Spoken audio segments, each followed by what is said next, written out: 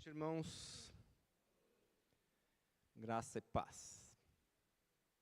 É com alegria que nós voltamos a este lugar, para nos reunir como igreja, como corpo de Cristo, para louvar ao Senhor, para receber o seu incentivo, o seu conforto, a sua consolação por meio do seu Espírito.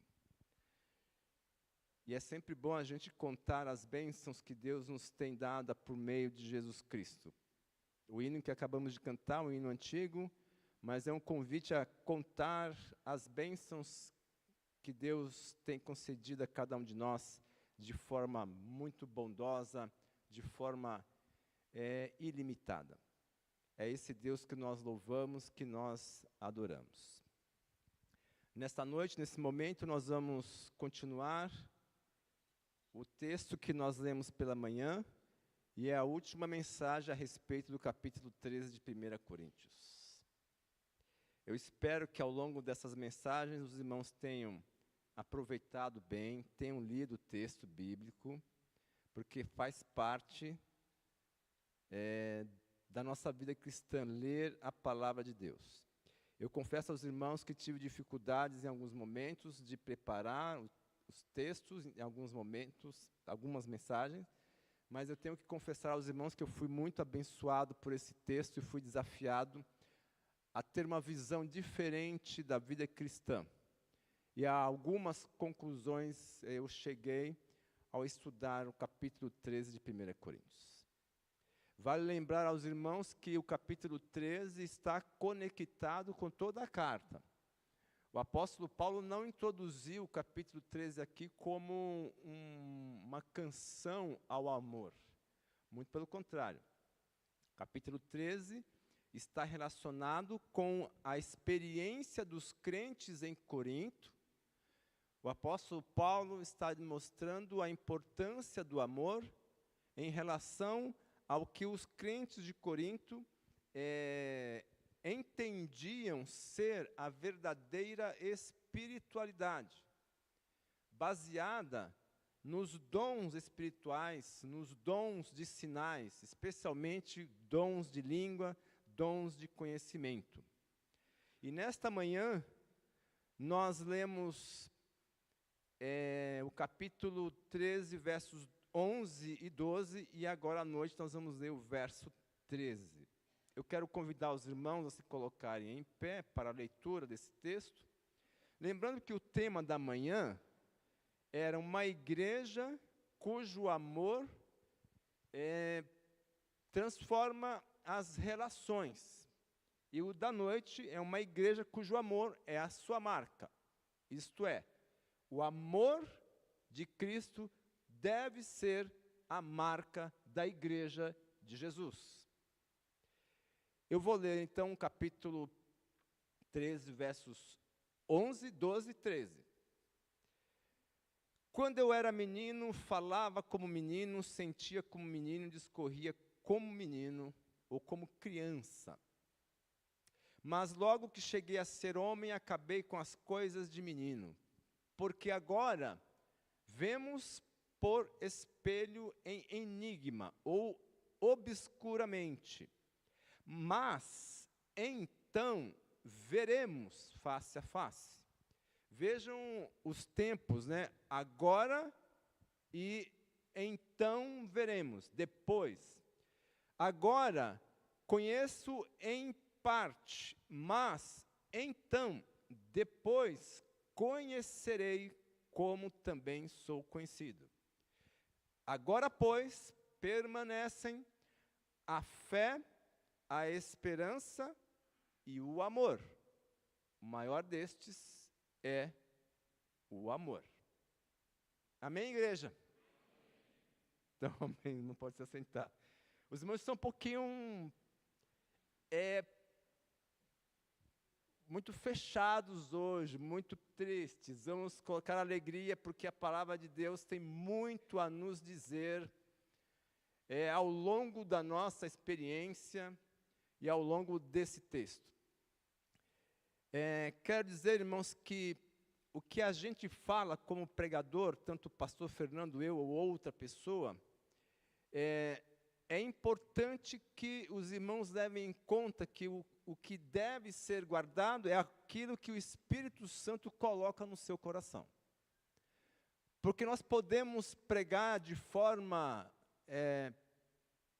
com uma retórica grande, com entusiasmo, com carisma, mas se o Espírito Santo não falar ao coração dos irmãos, aquilo que nós dissermos não terá nenhum valor. Porque entre mim e os irmãos está a palavra de Deus. Mas o cuidado que cada um de nós tem ao trazer a palavra para os irmãos é se preocupar em trazer a palavra e não as nossas palavras e os nossos pensamentos. Nós vamos fazer uma breve recordação do que falamos para amanhã, pegando essa parte quando o apóstolo Paulo diz o seguinte: conheço em parte, mas então conhecerei como também sou conhecido. Verso 12, última parte. O nosso conhecimento sobre as coisas espirituais é parcial. Nós conhecemos em parte. Nessa era atual, nós conhecemos as coisas parcialmente. E como dissemos pela manhã, o apóstolo Paulo trata aqui de dois aspectos temporais. A era presente e a era futura. Ele trata da questão presente, mas a questão escatológica. Por isso que é agora, o agora sim e o ainda não. E ele vai dizer que quando vier o que é perfeito, quando tudo se findar, nós conheceremos de forma plena. Agora, esse conhecimento na presente era, no presente momento da igreja, não é um conhecimento que a nossa percepção não possa ter conhecimento da revelação de Deus. O que não significa dizer que a nossa percepção da revelação de Deus é nula. Muito pelo contrário. Temos o privilégio de saber o que nos foi graciosamente dado por Deus.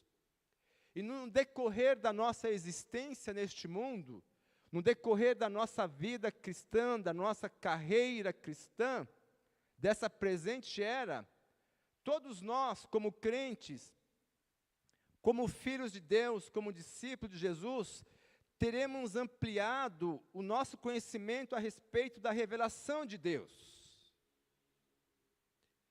Mas esse ampliar de conhecimento será sempre parcial. Em que pese a palavra de Deus dizer-nos: enchei-vos do Espírito, crescei na graça e no conhecimento de Jesus, o Senhor. Conheçamos e prossigamos em conhecer ao Senhor. Isso denota um movimento de baixo para cima, é um crescer, é uma atuação crescente. Nós estamos crescendo na nossa vida cristã, mesmo aqueles que já têm uma experiência bem longa na vida cristã. Nós não paramos de crescer. Nós não paramos de conhecer. A verdade de Deus escrita na sua palavra salta aos nossos corações na medida em que o Espírito Santo a revela a nós. Na medida em que o Espírito Santo se revela a nós, e revela Cristo em nosso coração, e revela Deus em nosso coração. Então, na era presente, no decorrer dessa era, dessa nossa vida aqui peregrina, nós vamos tendo um conhecimento maior da revelação de Deus, mas sempre em parte. E o nosso relacionamento com Deus vivo, é também insuficiente, pois é em parte. Nós temos um relacionamento com Deus, você e eu. Nós comungamos com Ele, por meio de Cristo, que abriu um novo e vivo caminho. Mas esse conhecimento de Deus e esse relacionamento com Ele não é perfeito. É cheio de questões, é cheio de problemas porque nós não conseguimos, por conta do nosso pecado e das nossas fraquezas, nos relacionar plenamente com o Senhor. Mas esse é o alvo. O alvo da vida cristã é que cada um de nós tenha um pleno relacionamento com Deus, chamando-o de Pai, amando-o como Pai eterno, dirigindo-nos a Ele como Pai, Pai nosso que estás no céu, nos céus. Esse é um privilégio dado aos filhos de Deus, aqueles que se tornaram filhos de Deus. Nós temos um Pai que cuida de nós, esse Pai é Deus. Nem todos os homens e mulheres são filhos de Deus, mas somente aqueles que tiveram o privilégio de se tornarem filhos de Deus em Cristo Jesus, como João apóstolo diz em João capítulo 1. Todos quanto receberam a estes, deu-lhes o poder, o privilégio de se tornarem filhos de Deus. Então, nessa nossa caminhada, meus irmãos, até o nosso relacionamento com Deus vivo, é insuficiente. Semelhantemente, por outro lado, nós temos a tarefa de pregar, de ensinar e de explicar a palavra de Deus. E essa tarefa se estenderá até o fim dos tempos.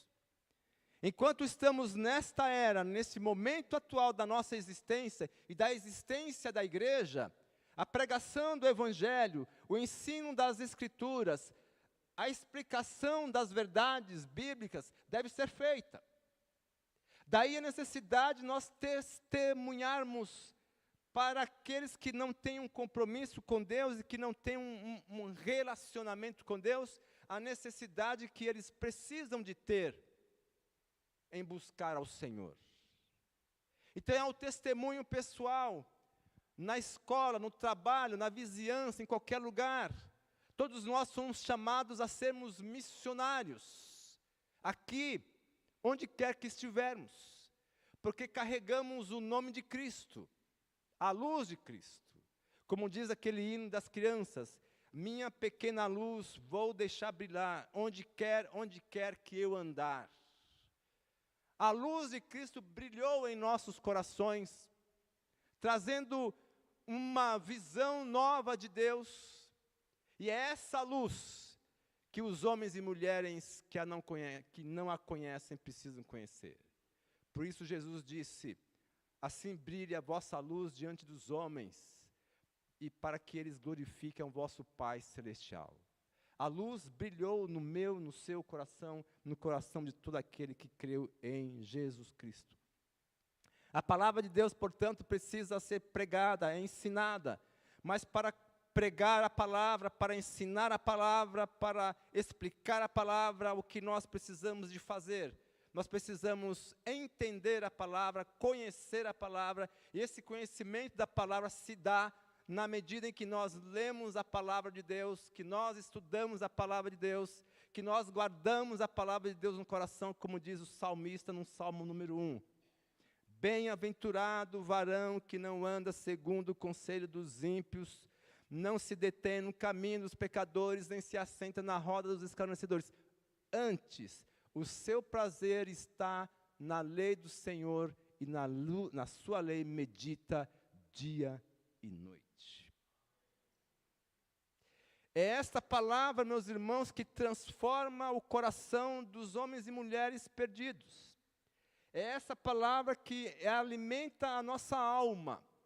Essa palavra tem sido atacada. Haverá um momento que nós não vamos ter o direito de pregá-la mais, e nem de ler. Precisamos guardá-la no coração, como diz a própria palavra. Então, neste momento da nossa existência, do agora sim, nós precisamos continuar pregando a palavra, mas nós precisamos conhecer essa palavra. Então eu preciso ler, eu preciso meditar, eu preciso ruminar, eu preciso comer. Porque o próprio Jesus disse, nem só de pão viverá o homem, ou vive o homem, mas de toda palavra que sai da boca de Deus. Essa foi a resposta que Jesus deu a Satanás, quando disse: se tu és o Filho de Deus, torna essas pedras em pães, e alimenta-te, e sacia a tua fome. Jesus disse: nem só de pão vive o homem. Nós precisamos da palavra de Deus, que fala sobre coisas espirituais. Porque o homem não é só soma. Soma é corpo. O homem não é só isso daqui, carne e osso, sangue. O homem é corpo, alma e espírito. O homem é uma integridade, uma integralidade. Nós não podemos separar corpo de alma e alma de espírito. O homem é um todo, só que o homem está fragmentado. O ser humano sem Deus é um ser fragmentado. Um ser que precisa ser recomposto na sua plenitude. E essa recomposição só é possível por meio de Cristo Jesus, que morreu na cruz em lugar de cada um de nós. Então, precisamos conhecer a palavra de Deus para pregar e para continuar nossa caminhada nessa presente era. Isto é o que o apóstolo Paulo está escrevendo aos Coríntios, terminando esse capítulo do amor. Esta é a perspectiva escatológica. Precisamos viver o presente, com as dificuldades, com as tribulações, com o sofrimento, mas também avançando, pregando a palavra de Deus, nos alegrando em Cristo, nos alegrando em Deus, conforme Paulo diz: alegrai-vos no Senhor. Outra vez digo: alegrai-vos no Senhor. Nos alegrando com o avanço do Evangelho, quando pessoas, homens e mulheres, se rendem ao Evangelho de Cristo e são transformadas pelo poder do Espírito Santo, pelo poder de Deus. Nós devemos nos alegrar quando a igreja se reúne, quando a igreja é edificada, quando há testemunhos de irmãos e irmãs dizendo o que Deus fez na sua vida, testemunhos de pessoas, de irmãos e irmãs que dizem o que Deus está fazendo, o que Deus vai fazer, mas acima de tudo o que Deus está fazendo. E o que Ele poderá fazer segundo os seus propósitos. Então, nesse sentido, irmãos, a perspectiva escatológica é de que, em vivendo o presente, nós devemos viver com todo o engajamento, nós nos engajamos. Mas, não obstante, não podemos nos esquecer que esse engajamento aqui e agora é precário. O serviço que nós ministramos ao povo de Deus, o exercício dos dons espirituais, no contexto da igreja local, o exercício do ministério, pregando missões, indo para os campos missionários, pregando aqui, acolá, é precário, porque é passageiro. Mas enquanto estamos aqui, nós estamos nos engajando. O que significa dizer que não podemos baixar as armas. E quais são as armas que nós temos? A arma da oração, a arma da leitura da palavra de Deus, as armas ensinadas por Paulo em Efésios capítulo 6, o capacete da salvação, a espada do Espírito, as sandálias do Evangelho.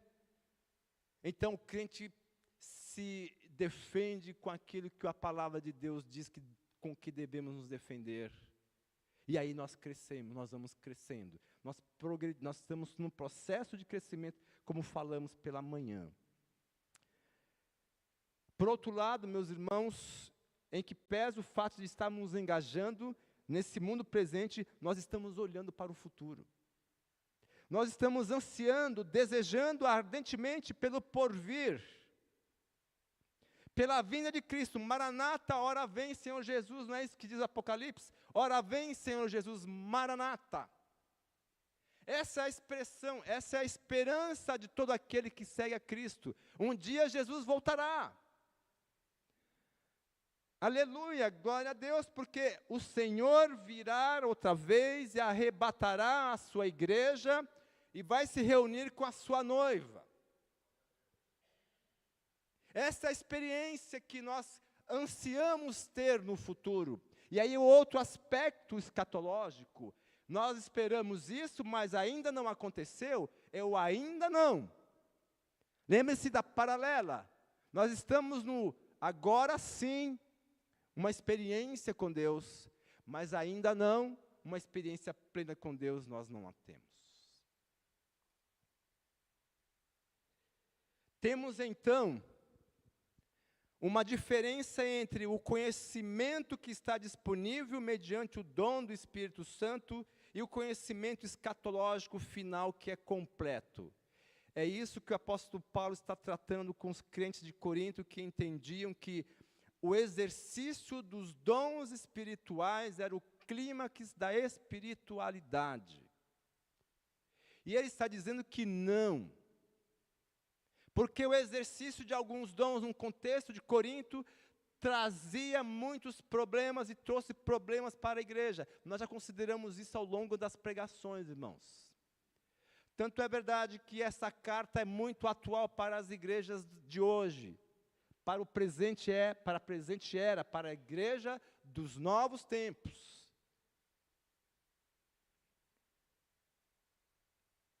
O conhecimento que está disponível mediante o dom do Espírito Santo é temporário.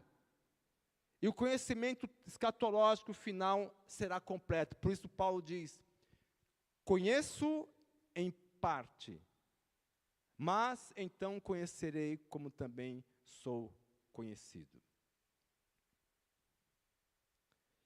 Paulo termina a sua argumentação sobre o amor nesse texto da seguinte maneira: depois de dizer que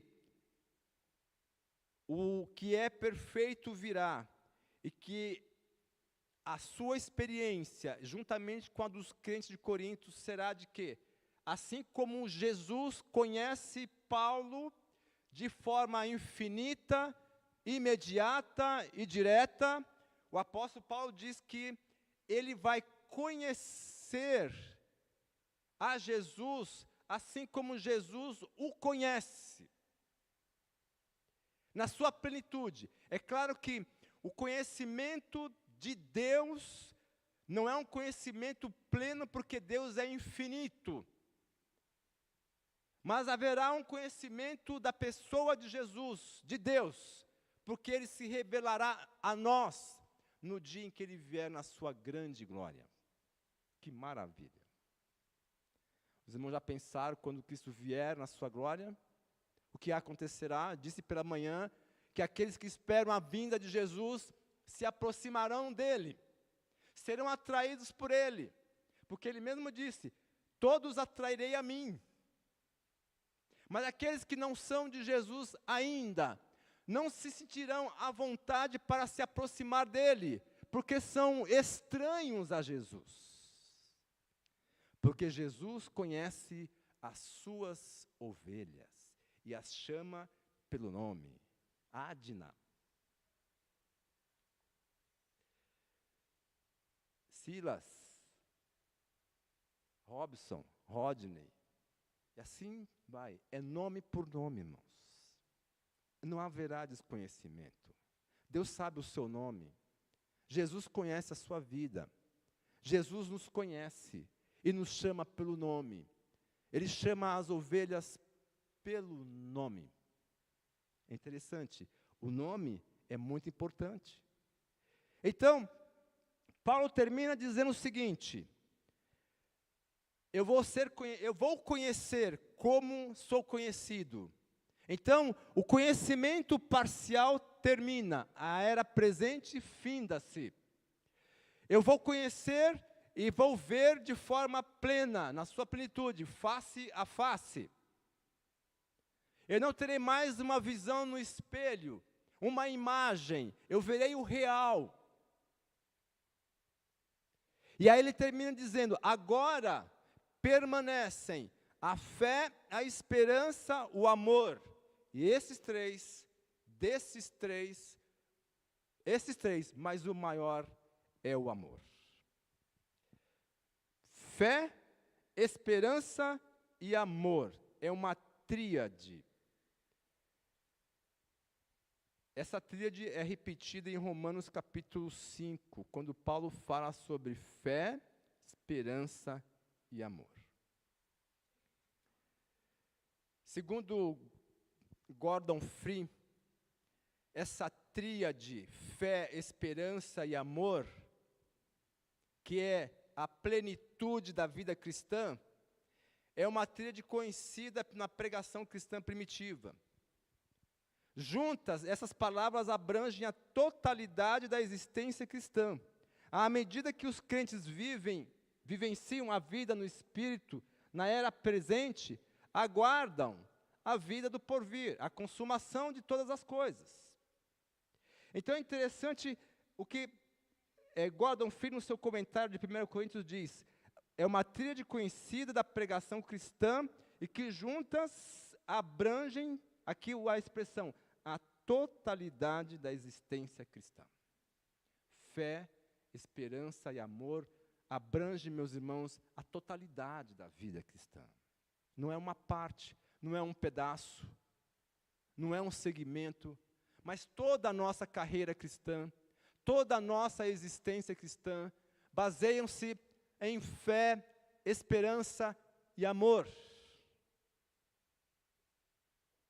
A fé primeira nos trouxe a Cristo, e por ela nós confiamos em Deus, confiamos em Deus que nos levará até a glória, a glorificação. A esperança será consumada quando nós virmos a Ele, face a face. Então, a totalidade da existência cristã,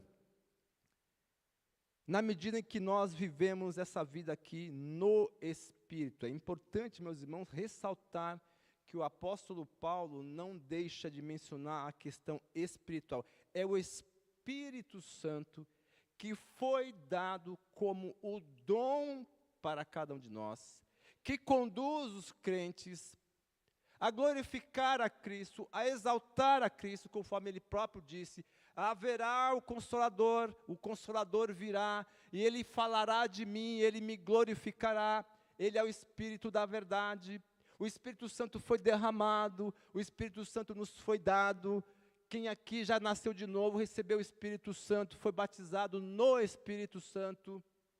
Não há uma segunda experiência de batismo no Espírito Santo, porque o batismo no Espírito Santo é aquele primeiro ponto, aquela primeira experiência. No momento em que o Espírito Santo nos levou a reconhecer a nossa necessidade de pecadores. Conforme o Senhor disse: bem-aventurados os pobres de espírito, porque deles é o reino de Deus, ou os humildes de espírito. Bem-aventurados que choram, porque serão consolados. Os humildes de espírito, os pobres de espírito, numa interpretação, seria aqueles que reconhecem a sua necessidade de um Salvador. Aqueles que reconhecem que são pecadores. E os que choram são aqueles que choram porque são pecadores. Choram por causa do seu pecado. Os que choram serão consolados. E nós fomos consolados pela ação do Espírito Santo em nossa vida. E continuamos a ser consolados na nossa existência peregrina aqui nesta terra, irmãos.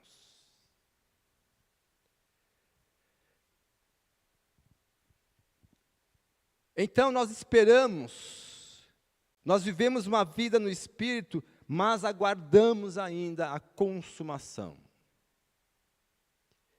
E aí, nós temos a questão da fé. A fé é o elemento primeiro. Pela fé, nós cremos em Cristo.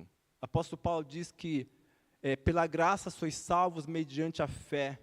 Isso não vem de vós, é dom de Deus. Que fé é essa?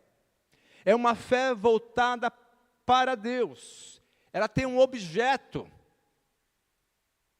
Vale lembrar que as pessoas têm fé. Todo mundo tem fé. Até o ateu tem fé. Podem discordar de mim, mas o ateu tem fé, mas não em Deus. Ele não crê em Deus, mas ele crê em algo. Crê na própria filosofia, para não dizer outra palavra. Crê na sua própria humanidade. Há uma música que fala sobre fé. A fé não costuma falhar. Mas qual fé não costuma falhar? A fé posta em um único ser que é capaz de resolver todo e qualquer problema da humanidade, especialmente a do pecado, Cristo Jesus. O alvo da nossa fé, o objeto da nossa fé é Jesus Cristo, Senhor da glória. Ele que edificou a sua igreja, está edificando a sua igreja por meio do seu Espírito. É nesse Jesus que nós cremos, irmãos, que tem todo o poder para mudar todas as coisas e fazer tudo novo. É uma fé voltada para Deus, confiança no perdão de Deus. Nós confiamos no perdão, nós somos perdoados quando cremos. E continuamos a ser perdoados por nossos pecados quando nós os confessamos a Deus. Por meio de Cristo, Deus nos perdoa. Porque Cristo pagou o preço do nosso pecado na cruz. E 2 Coríntios 5:17 diz que Cristo foi feito pecado por nós. Ele disse lá na cruz: Senhor, Deus meu, por que me desamparaste? Naquele momento Jesus estava sofrendo, estava recebendo na sua vida todos os pecados da humanidade. Deus separou, em tese, de Jesus, porque ele foi feito pecado por nós, para que pudéssemos ter vida eterna, vida abundante, por meio de Cristo. Confiança na sua bondade, nas suas misericórdias. O perdão é a primeira experiência, e o perdão dos demais pecados são segundas experiências. 1 João 1,7. Se confessarmos os nossos pecados, Deus é fiel e justo para nos perdoar os pecados e nos limpar de toda a injustiça. O exercício da fé cristã se dá assim, meus irmãos. Nós não vamos deixar de pecar até a vinda de Cristo. Até quando vier o que é perfeito, nós continuaremos pecando. Mas a solução que Deus deu para cada um de nós e para a sua igreja é: confessem os seus pecados uns aos outros. Arrependam-se dos seus pecados. Aquele que confessa o seu pecado, Deus é fiel para perdoar, porque o sangue foi derramado.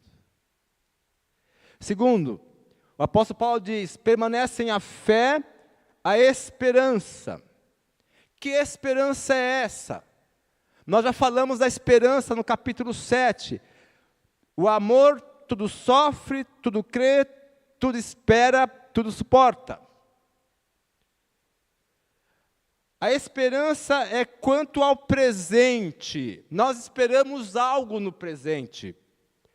E fazendo uma pequena digressão, nós esperamos melhorar de saúde. Por exemplo, eu preciso melhorar da gastrite. Eu preciso melhorar da renite. Eu quero fazer isso, eu quero que isso aconteça, mas há um tempo. É uma esperançazinha. Só para... Mas há outras esperas que alguns de nós temos, que você talvez tenha. Essa espera é imediata, é para agora, é para o tempo presente. Mas a esperança de que Paulo fala é de que Deus cumprirá suas promessas quanto ao futuro dos crentes. Quanto ao futuro imediato e o futuro imediato. O futuro imediato seria, por exemplo, o amanhã. Eu quero que algo aconteça amanhã ou depois de amanhã, se vivo estivermos. O futuro imediato é a vinda de Cristo, que nós não sabemos quando se dará, mas Ele virá, Ele disse que virá. Eis que estou convosco todos os dias até a consumação dos séculos. É esse Jesus que virá. Então, o nosso futuro está assegurado por meio de Cristo, essa esperança. E por meio da ressurreição de Cristo, e por meio do dom do Espírito Santo, que preserva a igreja de Cristo para o dia final, para o dia do casamento, para o dia do enlace matrimonial entre o Senhor e a sua noiva. A igreja é a noiva de Cristo, e nós precisamos preservar a igreja, procurando edificá-la com amor e por amor a Cristo e por amor aos irmãos. É isso que o apóstolo tem nos ensinado nesse capítulo 13. A igreja se torna um povo orientado para o futuro. Esse pensamento aqui, tenho que dizer para os irmãos, é um pensamento de Gordon Fee no comentário de 1 Coríntios. Ele vai dizer ainda o seguinte, fazendo uma digressão: o cristianismo intelectual dos dias de hoje implicitamente acha que na era presente nós podemos nos virar sem o Espírito Santo de Deus. Então, se na igreja de Corinto havia um grupo de pessoas preocupado com os dons espirituais, entendendo que era o máximo falar em línguas, era o máximo os dons de profecia, a igreja de hoje entende, de um extremo para o outro extremo, acha que pode se virar sem a ação e a atuação do Espírito Santo de Deus. Isso não é bíblico, irmãos. Há igrejas conduzidas por homens. Nos dias de hoje, há muitas igrejas conduzidas por homens e mulheres, mas sem a perspectiva de dar lugar ao Espírito Santo de Deus. Como igreja neotestamentária, nós aqui da Igreja Betel não podemos abrir mão da presença do Espírito Santo. Nós devemos nos submeter à orientação do Espírito Santo. Pois é Ele quem nos capacita, é Ele quem nos edifica, é Ele quem nos consola, é Ele quem nos exorta, é Ele quem nos estimula a abandonar o pecado. O Espírito Santo nos estimula à fé, o Espírito Santo nos estimula a orar. E o apóstolo Paulo, em Romanos capítulo 8, 16, vai dizer que o Espírito Santo nos ajuda a orar com gemidos inexprimíveis. O que significa dizer que a oração não é algo fácil. A graça da oração demanda tempo de qualidade, demanda sacrifício. Não são as orações que nós fazemos corriqueiramente que vão mover o coração de Deus. Pesa o fato de que Deus já sabe tudo. Mas são orações sinceras, que reconhecem as mazelas de cada um de nós, as nossas fraquezas, as nossas incapacidades. Não é a Igreja Batista Betel que vai fazer com que pessoas se convertam. Esse templo aqui não se encherá sem que haja um mover profundo do Espírito Santo na vida minha e sua, na vida de cada um de nós, em qualquer lugar que estivermos. Nos dias de hoje, meus irmãos, o desafio é: entrega ao Senhor todas as coisas, entrega a sua vida, o seu coração, coloque diante dele tudo que você faz. Dê tempo ao Espírito, dê tempo à palavra de Deus. Desista da distração, que é um problema terrível para nós. Para mim é. A distração é um instrumento que Satanás usa para impedir que os crentes dobrem os seus joelhos diante de Deus. E que se entreguem a Deus de corpo e alma e coração. Conforme Paulo diz em Romanos 12. Ofereçam a Deus o culto racional. Um culto que é sacrifício vivo. Não é mais um animal oferecido no altar para ser sacrificado e morto, mas é o sacrifício da própria vida. Usa-me, Senhor. Então, sem esse despertar, meus irmãos, nada acontecerá. Nós ficaremos na mesmice, no comodismo. Mas o Espírito Santo quer estimular-nos a uma fé viva, eficaz, produtora, uma fé pujante. Enquanto estamos neste tempo presente. Porque o novo dia está para raiar, irmãos.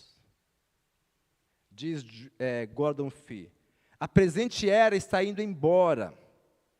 Estamos a caminho de casa. Qual casa? A casa preparada por Deus para nós. Nós estamos caminhando para a casa eterna. Mas enquanto estamos aqui, nós nos engajamos nesse processo de vida espiritual, de comunhão com Deus. Estamos a caminho de casa destinados a uma existência na presença de Deus, que é uma presença face a face. Quando Ele se manifestar, nós o veremos como Ele é, e seremos semelhantes a Ele. Então, nós estamos numa tensão. A tensão é, vivemos o aqui e o agora, mas nós não ficamos presos ao aqui e o agora, porque a vida não termina aqui. A morte não é o fim de tudo, a morte não é o fim do crente. A morte foi vencida na cruz, quando Cristo derrotou a morte. Onde está, ó morte, o teu aguilhão? O apóstolo Paulo vai dizer isso em 1 Coríntios capítulo 15, o capítulo seguinte. A morte não é um problema para o crente em Jesus, que firmemente confia no seu Senhor. Se nós não virmos Cristo vindo na sua segunda vinda, nós o veremos, se formos levados desta vida antes da sua vinda. Os irmãos creem nisso? Os irmãos esperam isso? Amém, amém, irmãos, porque nós esperamos a glória eterna, mas nós não estamos espiritualistas, nós não vivemos como os tessalonicenses. Bom, se Cristo vai voltar, cruza os braços, não trabalho mais. Não é assim. O apóstolo Paulo diz, não é assim, vocês precisam fazer o que tem que ser feito, enquanto o Senhor não vem. E é interessante, meus irmãos, que Jesus desejou isso para os seus discípulos. Em João capítulo 17, versos 17 a 24, eu vou ler rapidamente porque é um texto impressionante. Deles a tua palavra e o mundo os odiou porque não são do mundo, assim como eu não sou do mundo. Não peço que os tires do mundo, mas que os livres do mal, do maligno, de Satanás.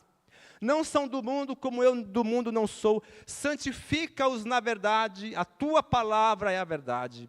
Assim como tu me enviaste ao mundo, eu também os enviei ao mundo. Jesus está falando dos discípulos. E por eles me santifico a mim mesmo, para que também eles sejam santificados na verdade. Eu não rogo somente por estes, pelos discípulos, mas também por aqueles que pela sua palavra hão de crer em mim. E Jesus está orando por nós. 2000 anos depois de proferir essas palavras, Ele está dizendo, oro por aqueles que hão de crer em mim. E Jesus sabia quem creria nele. Eu não rogo somente por estes, mas para aqueles que hão de crer em mim, para que todos sejam um, como tu, ó Pai, és em mim e eu em ti, que também eles sejam um em nós, para que o mundo creia que tu me enviaste. Eu dei-lhes a glória que a mim me deste, para que sejam um, como nós somos um. Eu neles, tu em mim, para que neles sejam perfeitos em unidade, e para que o mundo conheça que tu me enviaste a mim, e que tens amado a eles como me tens amado a mim. Pai, aqueles que me deste, quero que, onde eu estiver, também eles estejam comigo. Para que vejam a minha glória que me deste, porque tu me tens amado antes da criação do mundo. O desejo de Jesus é, Pai, que onde eu estiver, também estejam aqueles que tu me deste. Ó irmãos, o desejo de Jesus é de ter um povo todo seu. Aqueles que creem nele e o recebem pela fé. E você que nos assiste pela internet, se ainda não tem Cristo no seu coração, você pode crer em Jesus e participar desse privilégio de ter um lugar na presença de Jesus. Onde eu estiver, onde Jesus está agora, irmãos? Jesus está sentado à destra do Pai, exercendo o seu ofício de sacerdote, segundo o autor aos Hebreus. Ele intercede por nós junto ao Pai, porque Ele é o sumo sacerdote. Ele ascendeu aos céus, assentou-se à destra de Deus, mas intercede pelos seus filhos, pelos seus salvos, pelos seus discípulos. E por fim, o apóstolo Paulo diz: agora permanecem a fé, a esperança e o amor. Que amor é esse? É o amor de Deus. Mas também é um amor de uns pelos outros enquanto vivem nesta vida de fé e esperança, no contexto da comunidade de irmãos e irmãs. Irmãos, nós somos irmãos e irmãs. É por isso que nós nos consideramos irmão fulano de tal. Fazemos parte da mesma família, temos o mesmo pai. É por isso que somos irmãos e irmãs. A comunidade de Jesus, a igreja de Jesus é composta de irmãos e irmãs, homens e mulheres salvos por Jesus Cristo. E é através do amor que esses irmãos se relacionam, é por amor, é com amor que esses irmãos e irmãs se relacionam. Porque sem o amor o relacionamento é truncado, o relacionamento é difícil de prosseguir, por conta das questões que já foram consideradas no capítulo 3 inteiro. Egoísmo, orgulho, interesses próprios, mentira, inveja, ganância. Essas coisas todas não fazem parte da vida cristã, daquele que segue a Jesus. E é o Espírito Santo quem coloca na nossa vida esse desejo de amar uns aos outros. E meus irmãos, quando o amor permeia a vida de uma comunidade, o amor de Deus, essa comunidade não terá muitos problemas do ponto de vista de questões ortodoxas, por exemplo. Um comentarista disse que ao longo da história da igreja, esqueceu-se o amor e deu-se muita importância à ortodoxia. Nós somos ávidos em defender a nossa fé, a nossa teologia. Mas nos esquecemos do amor. É claro que o amor sem teologia, sem ortodoxia, falha. Mas a ortodoxia sem amor não produz frutos. Produz intriga, produz discórdia, produz dissensão, produz cisma. Então, a fé, a esperança e o amor na comunidade. Na vida presente da igreja, estes três permanecem: a fé, a esperança e o amor. O maior deles é o amor, diz Paulo. O maior deles é o amor. Deixa eu ver aqui, 1 Coríntios 13. Agora permanecem a fé, a esperança e o amor, mas o maior destes é o amor. A fé, a esperança e o amor juntos caminham, mas o amor continua na glória eterna. O que Paulo quis dizer com relação ao amor aqui, irmãos? Porque o amor é maior do que a fé e a esperança. A fé e a esperança pertencem à era presente, segundo o autor Preben Wang, no comentário de 1 Coríntios. Ele diz o seguinte: a fé e a esperança pertencem à era presente e são elementos fundamentais da experiência cristã, mas não continuam. A fé e a esperança cessam. A fé quando se torna o que vemos. 2 Coríntios 5,7, Paulo diz: porque andamos por fé e não por vista. Quando nós virmos a Cristo, a fé, nesse sentido, não será mais necessária, porque nós veremos a Cristo face a face. Isso é um aspecto dessa fé. Mas o outro aspecto é que a confiança continuará. A entrega em Deus, a nossa entrega ao Senhor permanecerá sempre. Porque nós estaremos na sua presença e não haverá dúvida, não haverá nenhuma questão de incerteza. Quando estivermos na presença de Cristo, haverá plena certeza, plena certeza de glória, plena certeza de vitória. Tudo isso é pleno, é plenitude. Não é algo incompleto, mas é plenitude. A esperança, ela termina quando se torna realidade. Romanos 8, 24. Quero ler para os irmãos rapidamente.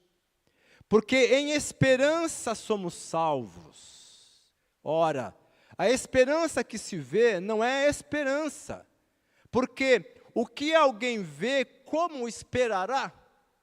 Em outras palavras, se eu estou vendo o que eu espero, isso não é esperança. A esperança é aquilo que não se vê. Nós esperamos algo que ainda não aconteceu e permanecemos firmes, esperando. E ele continua dizendo, mas se esperamos o que não vemos, com paciência esperamos. É o exercício da paciência, da longanimidade. E da mesma maneira também o Espírito ajuda as nossas fraquezas, porque não sabemos o que havemos de pedir, como convém, mas o mesmo Espírito intercede por nós com gemidos inexprimíveis. Voltando ao que havia falado. Nós esperamos o que não vemos e dependemos do Espírito Santo nessa atitude de espera, porque o Espírito nos ajuda a orar com gemidos que não podem ser explicados. Não sabemos como é que o Espírito realiza essa intercessão dentro de nós. E ele ainda diz, e aquele que examina os corações sabe qual é a intenção do Espírito, e é ele que, segundo Deus, intercede pelo Santo. O Espírito Santo intercede por nós. São verdades espirituais, irmãos, para as quais devemos atentar numa vida cotidiana de entrega a Deus, de dependência de Deus, de dependência daquilo que Deus fará.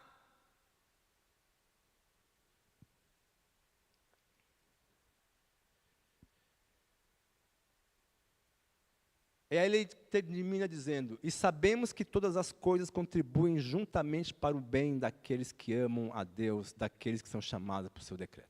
Esse versículo todos conhecem. Quem conhece esse versículo? A todas as coisas contribuem para o bem. Irmãos, a pergunta é a seguinte, duas questões aqui.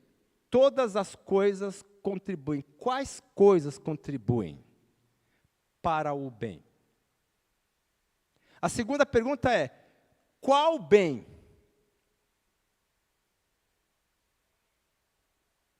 Todas as coisas contribuem para o bem daqueles que amam a Deus. E qual é o bem que o crente pode receber, senão unicamente o próprio Jesus? O bem maior é Cristo, a fonte de toda riqueza, de toda bênção. O bem que esperamos não é o bem para nos satisfazer somente, mas é o bem em Cristo, revelado em Cristo. O bem maior do crente é a própria pessoa de Jesus, que satisfaz. Todas as coisas contribuem para o bem daqueles que amam a Deus. Aqueles que amam a Deus receberam Cristo como o seu Senhor e Salvador. Então, o bem maior é Jesus Cristo. Vejam que a pregação aqui, meus irmãos, é cristocêntrica. O centro da palavra de Deus é a pessoa gloriosa de Jesus, que consumou a vitória sobre a morte e a salvação de todos os homens e mulheres.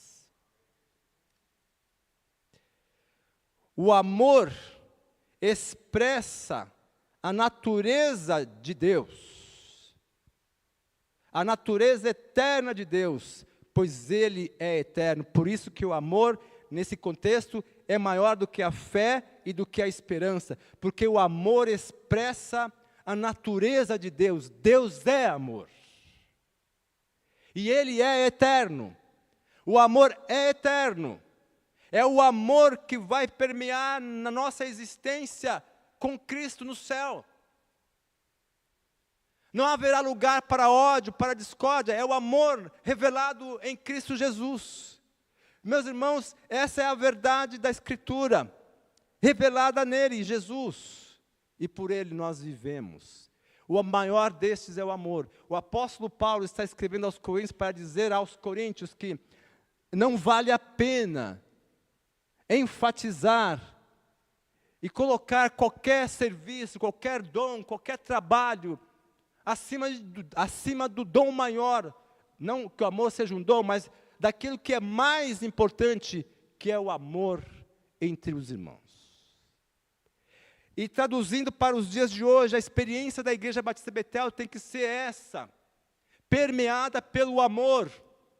Nós não precisamos ficar tão preocupados com o que fazer, como vamos fazer, que ministérios vamos elaborar, que ministérios vamos edificar, quais são os ministérios da igreja. Irmãos, nós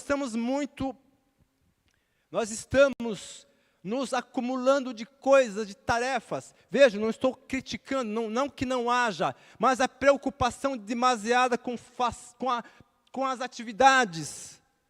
Nós precisamos parar e refletir, nós precisamos cultivar o amor, o acolhimento entre nós mesmos, o amar-nos uns aos outros, para que o mundo conheça que existe uma igreja cuja marca é o amor. Este é o tema, uma igreja cuja marca é o amor na prática, o amor na conduta, o amor nas palavras, o amor nos pensamentos. Enquanto não houver essa experiência, esse cultivo, nós vamos peregrinar sem experimentar plenamente a graça de Deus ainda neste tempo em que vivemos. Pois Jesus disse: o mundo vai conhecer que vocês são meus discípulos se vocês se amarem uns aos outros. E eu termino citando uma passagem desse autor que eu disse recentemente, o Penny Wang. Conclusão. A espiritualidade cristã não pode ser reduzida à mera experiência pessoal da divindade. Inspirada pelo amor, a espiritualidade concentra-se em revelar Cristo. Aponta para fora de nós, e não para dentro. O objetivo da espiritualidade cristã é gritar do alto do telhado o que foi revelado no quarto de oração. Mateus 10, 27, Jesus disse: o que vos digo em trevas, dizei-o na luz. O que escutais ao ouvido, pregai-o nos telhados. Paulo argumenta que o seguidor de Cristo precisa demonstrar o caráter de Cristo. A espiritualidade cristã, meus irmãos, segundo esse autor, não está relacionada com o bem-estar de cada um de nós, mas com a disposição de participar dos sofrimentos de Cristo. Preben Wang, comentário 1 Coríntios, Vida Nova. E aí a gente termina. Espiritualidade verdadeira é aquela concedida pelo Espírito Santo de Deus. Não é apenas o exercício de dons. Do ponto de vista da igreja local, aqui, em outras igrejas do mundo, no qual nós vivemos, a espiritualidade precisa ser revista, do ponto de vista da palavra de Deus. E aí, a gente termina dizendo o seguinte, irmãos: a espiritualidade cristã se baseia no amor sacrificial, que, para a experiência dos coríntios, faltava. E para a experiência de Betel, precisa existir. Porque é esse o caminho mais excelente. Como estamos andando neste caminho? Nós temos duas alternativas. Precisamos saber em qual delas nós estamos caminhando. Para que experimentemos alegria profunda, sejamos uma congregação alegre por conta desse grande amor por nós. Louvado seja Deus por esse texto, irmãos. Louvado seja Deus pela vida do apóstolo Paulo. Porque o apóstolo Paulo experimentou tudo isso. Quando ele fala do amor, é porque ele tem experiência. Já não sou eu quem vive, mas Cristo vive em mim.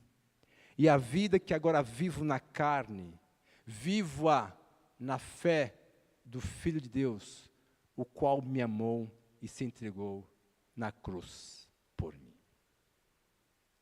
Os coríntios criticavam Paulo. Paulo está mostrando para eles que o que ele fez e o que ele tem feito foi tudo por amor aos crentes de Corinto. E é assim que também nós devemos viver. Por amor a Cristo e por amor à igreja de Cristo, devemos nos sacrificar. É amor sacrificial.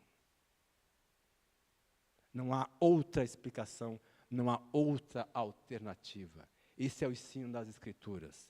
A verdadeira espiritualidade se baseia nesse amor sacrificial, autossacrificial. Cristo morreu na cruz em nosso lugar. E assim, nós terminamos esse capítulo 13 de 1 aos Coríntios, convocando os irmãos a refletirem até que ponto essas mensagens, esse texto tem falado ao seu coração. A minha oração nesses dias, nesses tempos, irmãos, era e continua sendo a de que Deus traga um avivamento na vida de cada um dos irmãos. Que o mover do Espírito Santo leve os irmãos a entenderem essa verdade. Que abra o coração, o entendimento para compreender essa realidade espiritual que nós não conseguimos perceber, porque nós andamos no periférico. Nós precisamos descer nas profundezas, não como um navio, o submarino que desceu para ver o Titanic e todo mundo morreu. Mas nós precisamos nos descer nas profundezas da verdade de Deus. Em assim fazendo, os irmãos vão se surpreender. Porque Deus é um Deus de surpresa. Deus nos surpreende. Deus nos surpreende com coisas maravilhosas. Deus nunca nos surpreende com coisas negativas. Deus nos surpreende com as suas bênçãos, com a sua graça, com o seu amor, com o seu poder. Glória a Deus por isso. Vamos orar. Nosso Deus e Pai Celestial, a graça nos alcançou de forma maravilhosa e incomparável. O Espírito veio até nós e nos colocou na igreja, corpo de Cristo. E é esse mesmo Espírito que nos tem sustentado, nos tem abençoado com a sua presença. Rogamos, pois, ó Deus, que esse texto que acabamos de terminar na sua explanação, o Espírito Santo possa torná-lo claro no coração de cada irmão que aqui está e naquele coração que assiste pela internet. E que o teu Espírito continue nos estimulando a esse estudo, a nos alimentar dessa tua palavra, nos estimulando à fé, à esperança e ao amor sacrificial. Te agradecemos por tudo, em nome de Jesus, o Senhor da glória, que virá e a quem veremos face a face. Amém.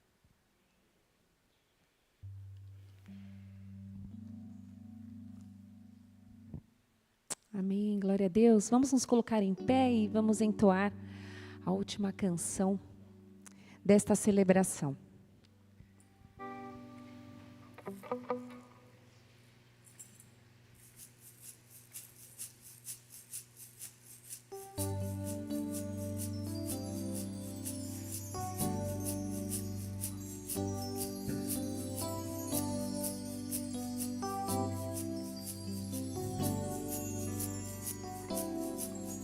Recebi um novo coração do Pai, coração regenerado, coração transformado, coração que é inspirado por Jesus. Como fruto desse novo coração, eu declaro a paz de Cristo, te abençoo, meu irmão. Preciosa é a nossa comunhão. Somos corpos e assim bem ajustados, totalmente ligados, unidos, vivendo em amor, uma família, sem qualquer falsidade, vivendo a verdade, expressando a glória do Senhor, uma família, vivendo o compromisso do grande amor de Cristo. Eu preciso de ti, querido irmão, precioso és para mim, querido irmão. Eu preciso de ti, querido irmão, precioso és para mim, querido irmão. Obrigada, Senhor.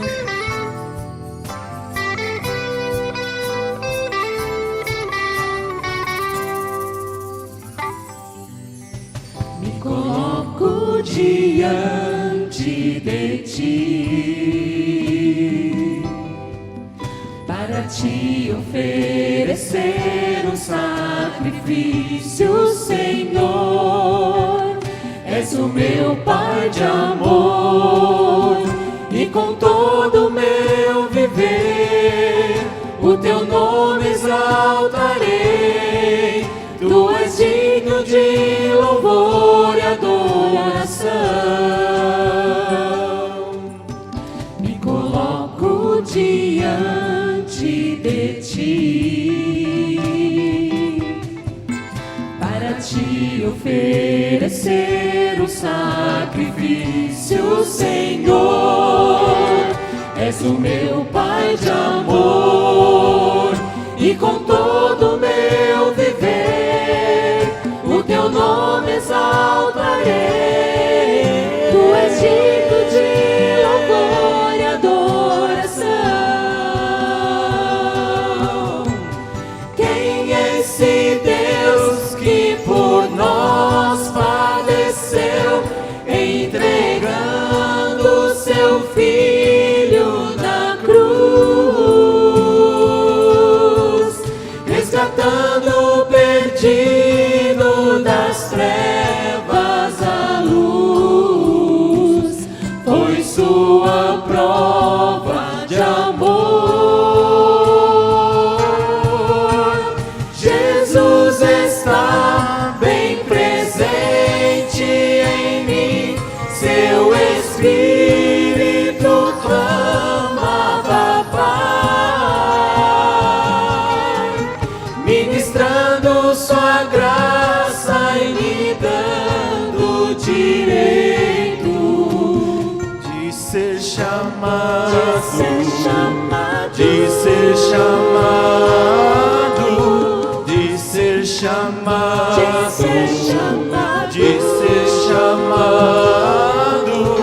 de ser chamado, de ser chamado, de ser chamado de filho.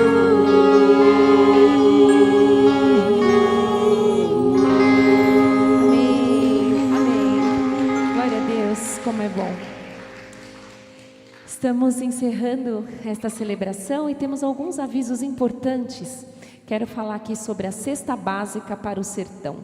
Participe com ofertas para a compra da cesta básica, que tem o valor de 110, mas qualquer contribuição ajuda a gente somar a comprar a cesta básica. E aí a oferta é até o dia 10/7. Outro aviso importante, nós temos o culto de oração nessa próxima sexta-feira, às 19h30. Venham, que é uma bênção, irmãos, nós estarmos orando juntos. Pastor?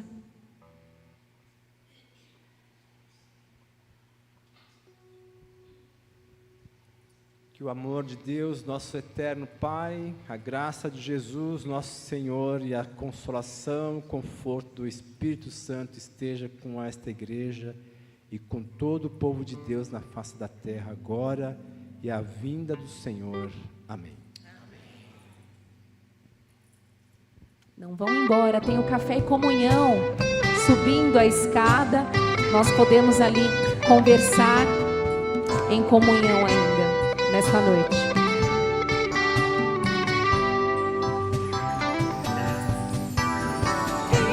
Este Deus que por nós padeceu, entregando seu Filho na cruz, resgatando o perdido das trevas à luz, foi sua prova de amor. Jesus está bem presente em mim, seu Espírito clama da Pai, ministrando sua graça e me dando direito de ser chamado, de ser chamado, de ser chamado, de ser chamado, de ser chamado.